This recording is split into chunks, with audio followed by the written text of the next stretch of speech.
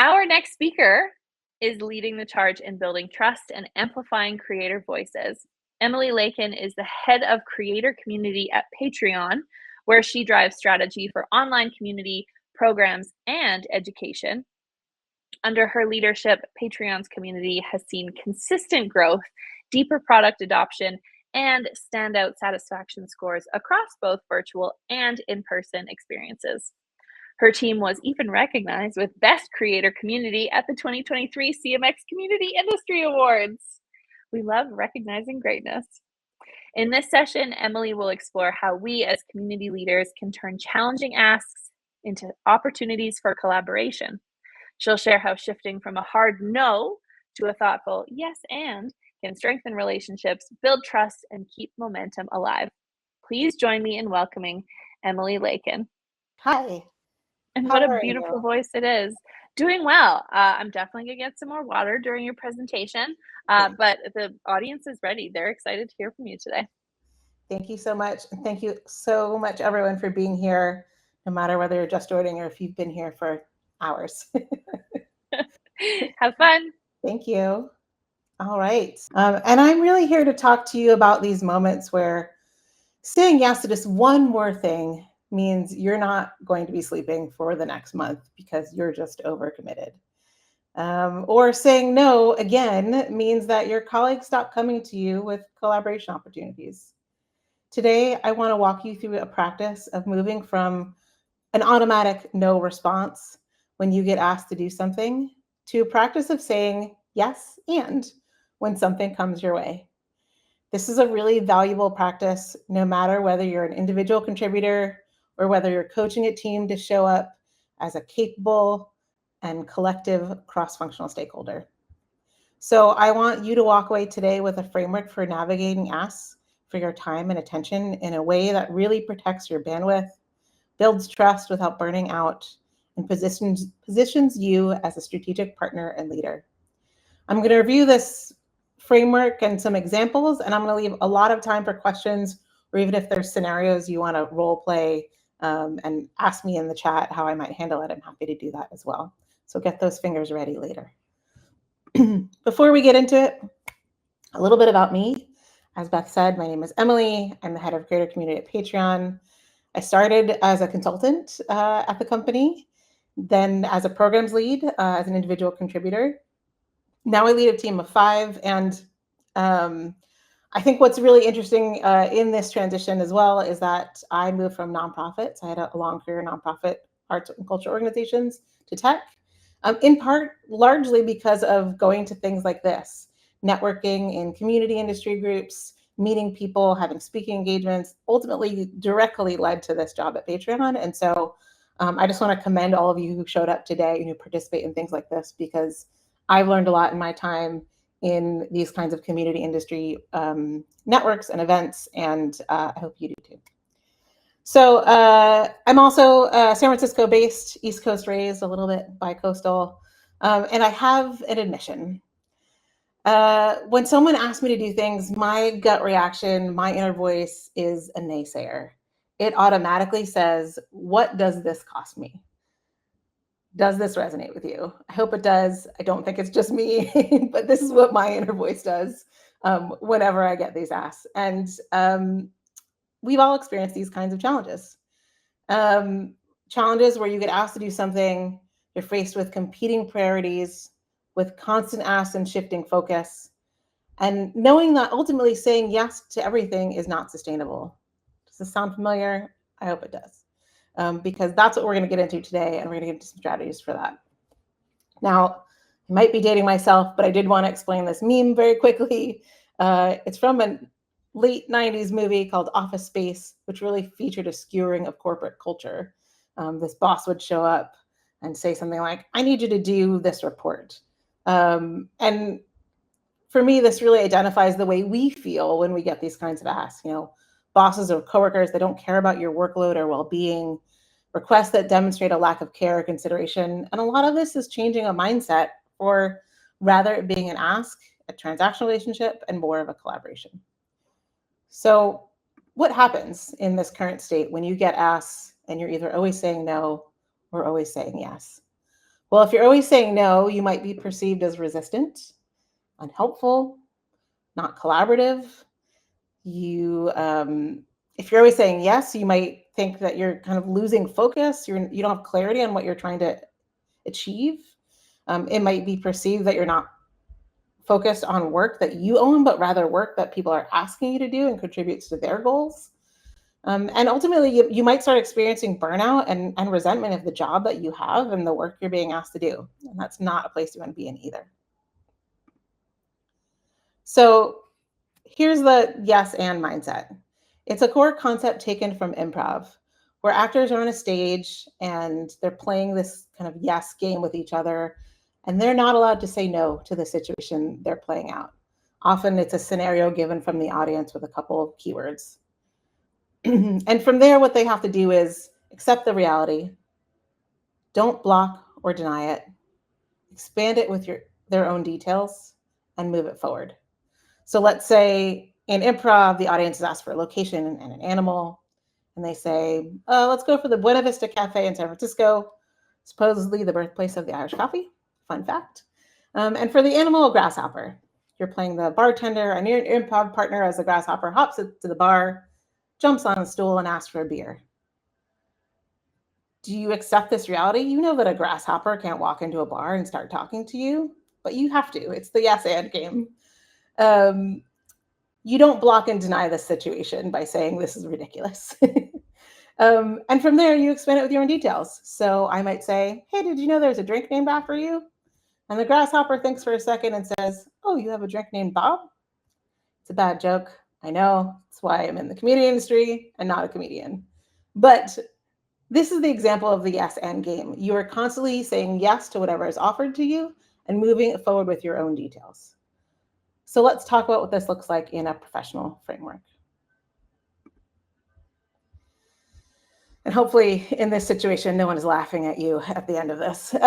So someone comes to you, you get asked to do something, and what is your response? You acknowledge the request. You name your current priorities. You offer the trade-off, and you invite alignment. Let's see what this looks like in action. Here's that boss again. And your boss comes to you and says, hey, Emily, I need you to take on a new project. It's a feedback roundtable we want to host next month in New York for some of our top customers, and I want you to lead it. Your first reaction might be, oh my God, no, I like not another thing to take on. What am I going to do? This is my boss. This is a lot of pressure. And they clearly want me to do something, and I just can't do it. Well, here's how you reframe this with your yes and framework. First, you start by getting curious. Accept your reality. Don't deny this thing that your boss just came to you with. You might say, what's the impact we're trying to drive? What's the budget? Is anyone else committed to helping with this? These details are going to give you an important set of information about the scope of the request and the signal that, hey, you're considering it. You're not denying this ask. You're then going to name your current priorities. I might say to my boss, hey, I'm working on this retro before a quarterly business review at the end of the month. I'm also planning another community event for our customers in Los Angeles in October. So let's think about how I can work this in. From there, you offer the trade-off. Well, is this deadline flexible for this top customer event? I could work on it in early December. Or you could say, hey, we could push this community event in Los Angeles. We haven't done one for a year, and we're overdue to establish our presence there, but we haven't sent invitations. So I could delay this one event in favor for the other. From there, you invite alignment. You're going to enroll this person who's equally accountable for your work in finding the solution, and a solution that works for you also. You might say something like, which of these paths would you suggest? You've offered 2 ways to make this workable for you, and now you're looking for alignment on which one to pursue. And to get alignment, that person has to contribute in finding that solution. All right, well, not every time someone comes to you with an ask does it come from a boss or an executive or someone with seniority to you. Sometimes it comes from a peer and a coworker.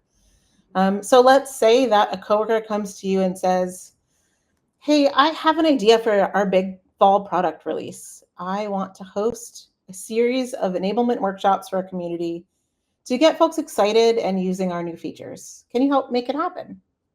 Great. We love people coming to us looking for collaboration, but we can't always accommodate it. So your first reaction might be, oh my God, that's so much work to do right now. They don't really understand what it takes to pull something like this off. I have to design the workshop flow. I have to prep the content. I have to identify the right audience. I have to figure out marketing the series. And then I actually have to go host it. And honestly, once we host the first one, we'll probably want to iterate it. And then there's more work for me to do all over again. How am I going to fit this in to the work I'm already doing? Our favorite internal voices freak out a little bit, but help us be prepared for what we're trying to achieve. So here's how you're going to reframe it with the yes and framework. You're going to start by getting curious. Accept your reality. Your response might be something like, interesting. I have some questions before I can give you a definitive answer. Those questions might be something like, what's the impact we're trying to drive? Does this connect to any of my current goals? If not, could it be shifted to align with what I'm being measured on? When do they want to host these workshops, and who's the intended audience? These details are going to give you important information about the scope of the request and signal that you're considering it, and really help you understand how much work it's really going to take. From there, you name your current priorities. Okay, well, I'm working on this retro before a quarter of business review at the end of the month, and I've actually just talked to my boss about reprioritizing my workload so I can do a feedback roundtable next month in New York for some of our top customers. So I'm already committed to that. From there, you're going to offer your trade-off and invite alignment. Could this be something we do for our first release in the new year? We can then cover the features of both releases, and then it's a bit of a meatier conversation. Or if perhaps the timing is important to do sooner, you can say something like, I can help with one workshop, and we need your help to co-design the content and own marketing and promotion. That way you're enrolling this person and making it happen, and they're going to have to split this workload with you. Or if you really want to say no for many reasons, but you still want to be collaborative, you could say something like, right now my OKRs are really focused on making sure our feedback loop is operating in a way that drives trust with our top customers. So given what I'm already committed to, I'm not able to help with an enablement series this fall. Let's talk as we're developing our goals for next year, and maybe we can create a shared goal around a project like this. In this case, you're not exactly saying no, but you're saying, yeah, it's possible, just not right now. You're asking for time to make sure you can deliver a solid experience and alignment towards shared goals. Here's why this works. You're creating shared ownership and accountability. You're building trust through transparency. You're encouraging agreement with strategic focus and clarity. And you're reinforcing your presence and accountability. Ultimately, you're showing up as somebody who understands prioritization and the priorities you have as an individual and as the company rep. You communicate the trade-offs really clearly. You navigate complexity with confidence, and you're building trust through collaboration. And who are those people that do this? Who do you become when you understand how to prioritize, how to navigate complexities and trade-offs with confidence, how to communicate persuasively, and know how to build trust and inspire action? Leaders do this. This is how you show up as a leader. In fact, I love this definition. When people talk about leadership presence, what does that really mean?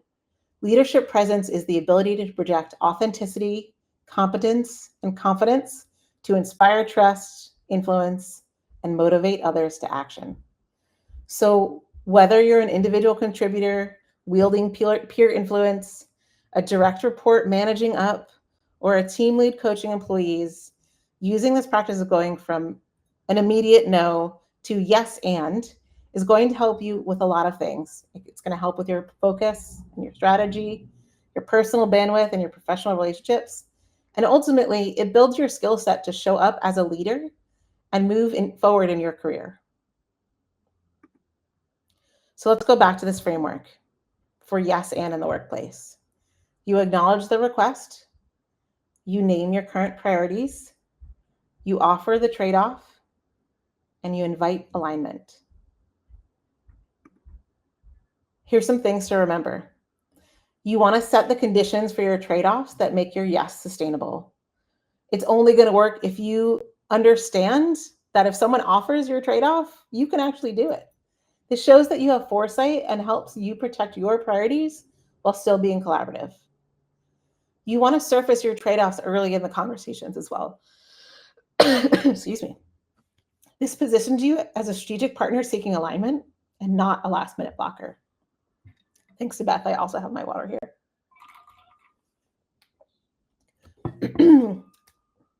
You want to communicate your bandwidth and priorities.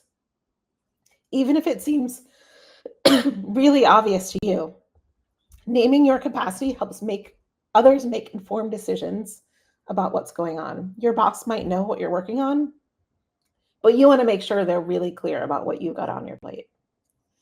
Also, remember, not every yes and is going to land on the first try. It isn't. That's just not how it works. But don't lose confidence if it doesn't work. You get another run at this. You can reiterate what's on your plate and what priorities you're trying to achieve and what trade-offs you have available, or come up with new trade-offs based on the information that you get back. So what I want you to remember from today is asks that come off as transactional, you do something for me, those aren't going to work. Sometimes they will, but that's not what we're trying to set up here. We're trying to reframe this as a partnership. You want to see clarity and collaboration. You want to set boundaries that support the impact you're trying to make. You can be strategic and supportive without overcommitting. You don't always need to say yes to everything. You also want to model the behavior. So if you lead people and your report comes to you frustrated or anxious about an ask that's being fielded to them, help them walk through this practice. Ask them to flip the ask they received on their head. This is one of my favorite questions. Invite them to consider what would need to be true for this to work, and then talk through the trade-offs. You can offer your own, but really invite them to toss those around with you. This is how you experiment and play with this idea of having the ability to say yes and. Now, like I said, I was leaving plenty of time for questions or a scenario if you want to offer a scenario that you got recently, a request that you struggled to respond to, or the last no message you said and want to rewrite it as yes and. Throw that in the chat along with any questions you have. Before we get into that, I want to offer to connect with me, find me on LinkedIn. Please do send me a note when you do. I'd love to know a little bit about you and if there's anything that inspired you about this conversation. And from there, I'm going to move over to questions. Great. Thanks, Emily. I, again, just feel so validated.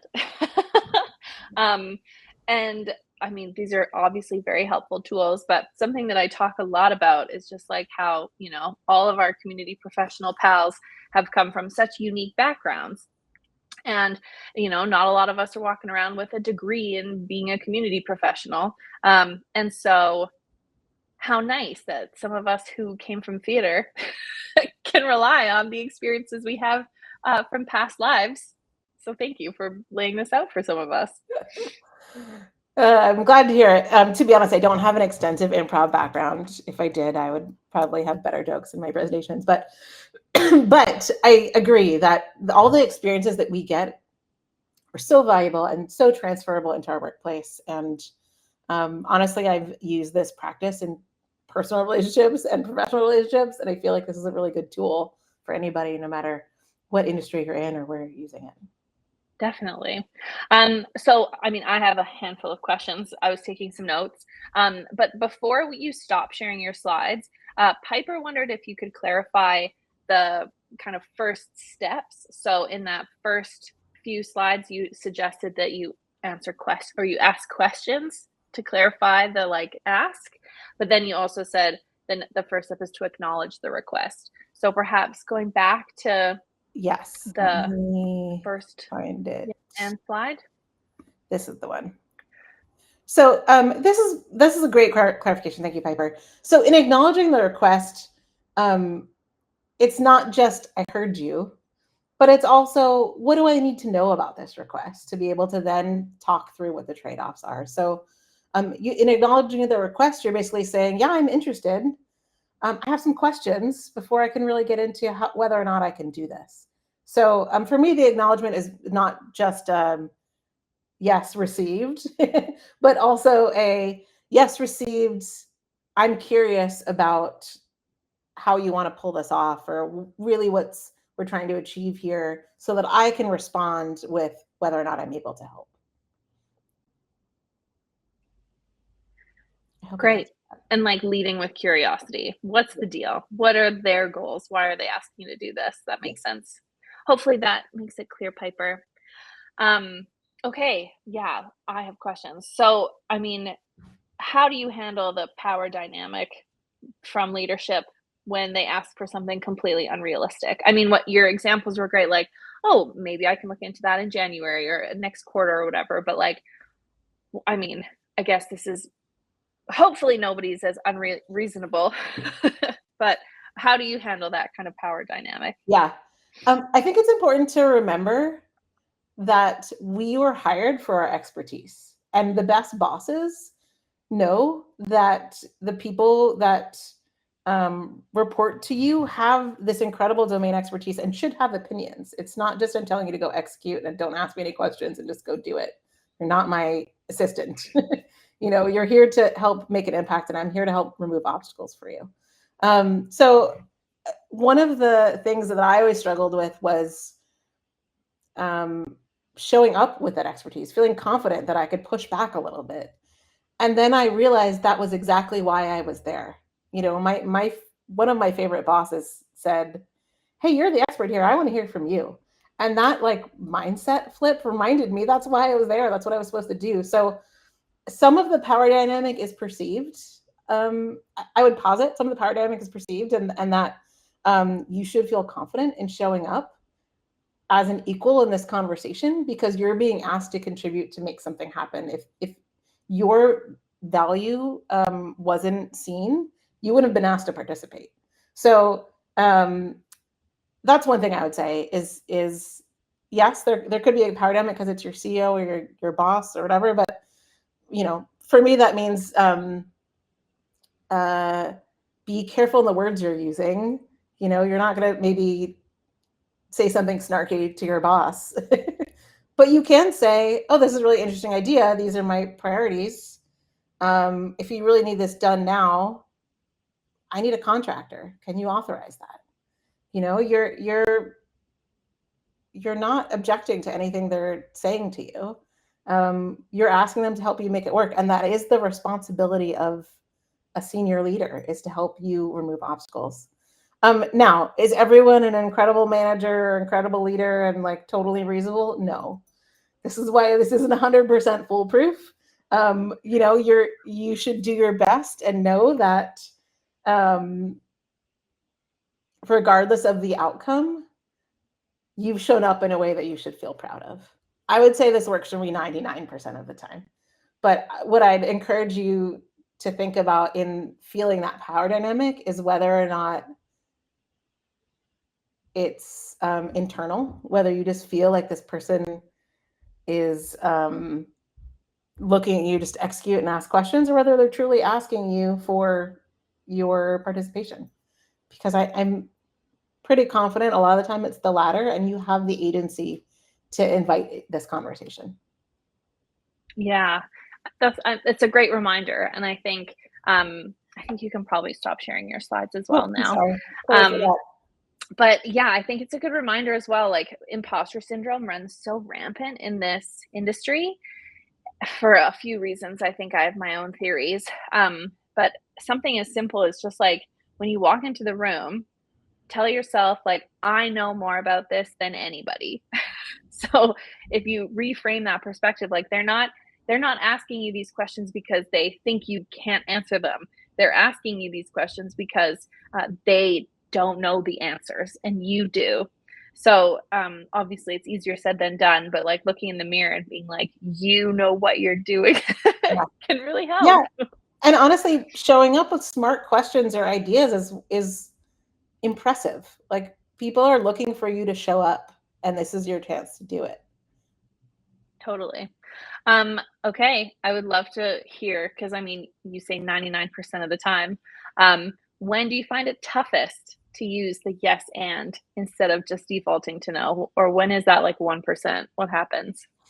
Um, I'd say there's two scenarios here. One is, I was in a lot of meetings, got the very end of David's talk, but when I am below the line, when I am not in a space to just have a filter and not let that voice out, or respond appropriately, I can have a gut reaction. We all are human. Sometimes we're just like, yeah, I can't do this right now. Instead of maybe walking through some of the scenario. And that's fine. We all want to show up as human, and our colleagues will hopefully understand when we can say, I'm sorry, I didn't really think through that thoroughly. If you want to talk more about this, happy to do that. Here's what I'm thinking about right now and what space I'm in today. There have been times when it doesn't work out, when I'd offered some trade-offs, and ultimately someone was like, I need to get this done, but to be honest, even when that happens, I don't back down from, hey, this is what's on my plate and this is what I can do for you. Sometimes when that happens, it ends up going somewhere else as an ask. And I hope that whoever it lands with can do the same thing. There has only been one time in my career when my boss was like, I just need you to do this thing for me. It was the same boss who said, I want you to be an expert. And because we've had that kind of candid relationship, because I knew who was in my corner, because what he was asking was so small that I knew I could probably fit it in, I said, okay. He's like, I never ask you to do things. I really just need this little thing done. And I was like, fair, I'll do it. Yeah. I mean, it's a great reminder. It shows the like pause before you respond is so important sometimes. The like trust that you build with the people in your team and your bosses is so important. So thank you so much, Emily. Great conversation, great enthusiasm in the chat as well. Thank you so much for joining us. Thank you so much.